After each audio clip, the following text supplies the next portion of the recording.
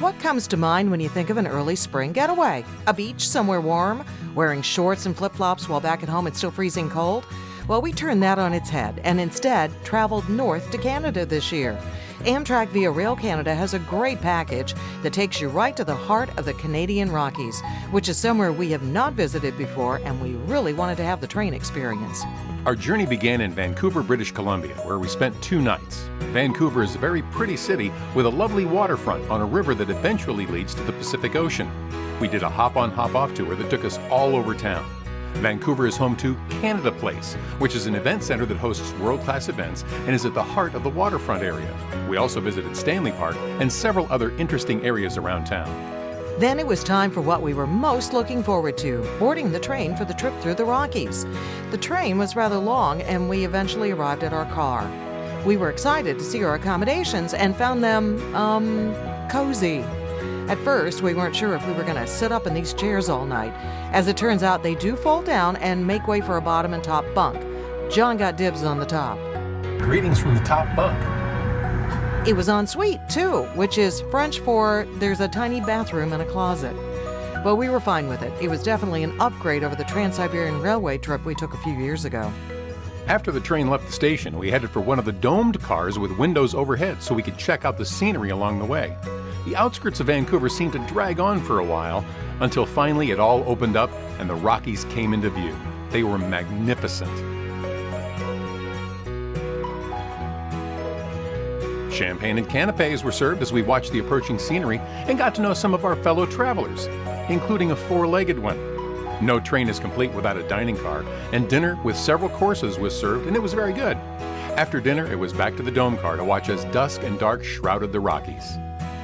We were up and at 'em early for breakfast with packing and more dome watching as we pulled into Jasper, a small town in Alberta and gateway to Jasper National Park. It was a short train trip, but very enjoyable. If you love trains or have always wanted to travel by train, this is your ticket. Jasper itself is quaint and sits among the Rockies. We toured Jasper National Park the next day and took in the beautiful scenery and wildlife, including this group of bighorn sheep that decided to take up residence on the highway. Next day, it was off to Lake Louise, several hours away by bus.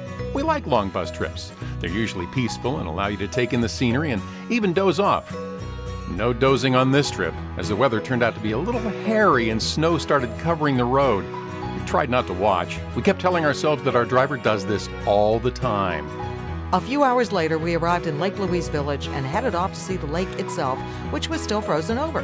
We, like everyone else, walked on it and took selfies with snowmen. Who wore the furry hat better?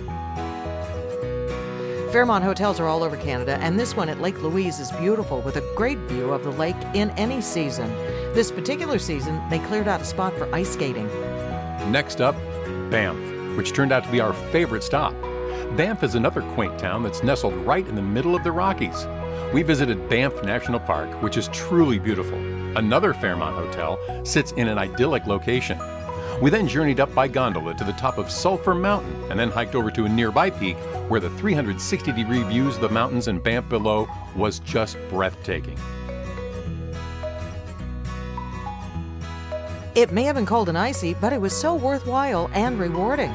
Afterward, we dined on a little Canadian delicacy called poutine, which is basically overcooked French fries mixed with cheese curds and smothered in gravy.